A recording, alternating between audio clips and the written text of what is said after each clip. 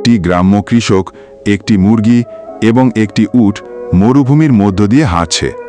চারপাশে বিস্তীর্ণ বালুর সাগর, ঝলসানো গরম বাতাস আর মাথার ওপর রোদ্দুর ঝাঁঝালো।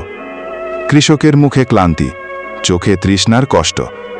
হঠাৎ অতিরিক্ত গরম ও পিপাসায় কৃষক বালুর ওপর অজ্ঞান হয়ে পড়ে। তখন মুরগিটি এক দৌড়ে মরুভূমির ভিতর দিকে চলে যায়। কিছু সময় পরে সে ফিরে আসে মুখে করে একটি ছোট জলবাহী গাছের চারা নিয়ে।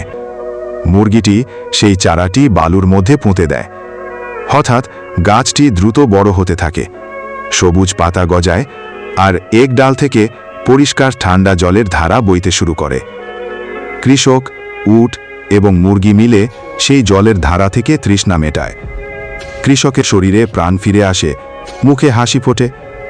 কিন্তু সেই মুহূর্তে দেখা যায় মুরগিটি এক কোণে বসে চোখে জল নিয়ে চুপ করে আছে, কারণ কেউ এখনো লাইক আর সাবস্ক্রাইব করেনি।